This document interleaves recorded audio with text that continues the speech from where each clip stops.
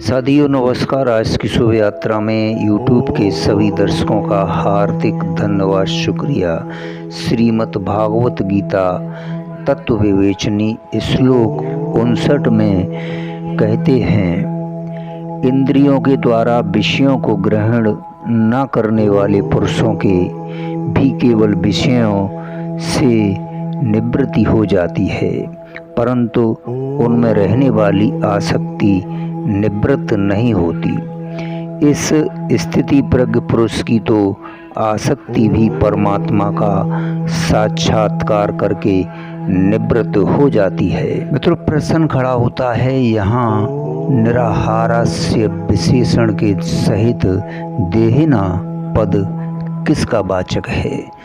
मित्रों, संसार में जो भोजन का परित्याग कर देता है उसे निराहार कहते हैं, परंतु यहाँ निराहारस्य पद का प्रयोग इस अर्थ में नहीं है, क्योंकि यहाँ विषयः पद में बहुवचन का प्रयोग करके समस्त विषयों के निवृत्त हो जाने की बात कही गई है। भोजन के त्याग से तो केवल जिह्वा इंद्रियों के विषय ही निवृत्त होती है, शब्द स्पर्श रूप और गंध की निवृत्ति नहीं होती। अतः यह समझना चाहिए कि जिस इंद्रियों का विषय है वही उसका आहार है। इस दृष्टि से जो सभी इंद्रियों के द्वारा समस्त इंद्रियों के विषयों का ग्रहण करना छोड़ देता है, ऐसे देह अभिमानी मनुष्य का वाचक है। यहाँ निराहारस्य विशेषण के सहित देहिना पद है। मित्रों, प्रश्न उठता है, ऐसे मनुष्य के भी केवल विषय तो निवृत्त हो जाते हैं, परंतु उनमें रहने वाली आसक्ति निवृत्ति नहीं होती। इस कथन का क्या भाव है? इससे यह भाव दिखलाया गया है कि विषयों का परित्याग कर देने वाला अज्ञानी भी ऊपर से तो कछुए की भांति अपनी इंद्रियों को विषयों से हटा सकता है, किंतु उसकी उन विषयों में आसक्ति बनी रहती है। आसक्ति का नाश नहीं होता, इस कारण उसकी इंद्रियों की वृत्तियां विषयों की ओर दौड़ती रहती हैं और उसके अंतःकरण को स्थिर नहीं होने देती। मित्रों, निम्नलिखित उदाहरण से यह बात ठीक समझ में आ सकती है। रोग या मृत्यु के भय से अथवा अन्य किसी हेतु से विषयासक्त मनुष्य किसी एक विषय का या अधिक विषयों का त्याग कर देता है। वह जैसे जब जिस विषय का परित्याग कर देता है तब उस विषय की निवृत्ति हो जाती है।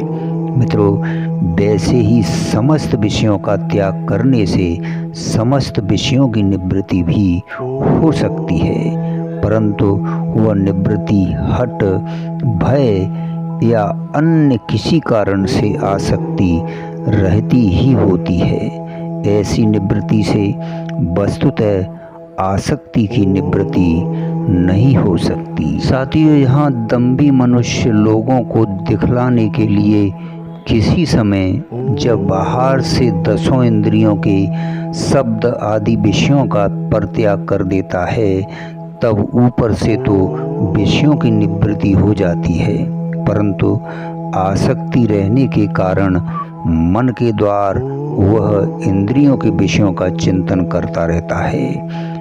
अतः उसकी आसक्ति पूर्ववत ही बनी रहती है। साथियों, भौतिक सुखों की कामना वाला मनुष्य आड़िमादि सिद्धियों की प्राप्ति के लिए या अन्य किसी प्रकार के विषय सुख की प्राप्ति के लिए ध्यान काल में या समाधि अवस्था में 10 इंद्रियों के विषयों का ऊपर से भी त्याग कर देता है और मन से भी उनका चिंतन नहीं करता, तो भी उन भोगों में उसकी आसक्ति बनी रहती है।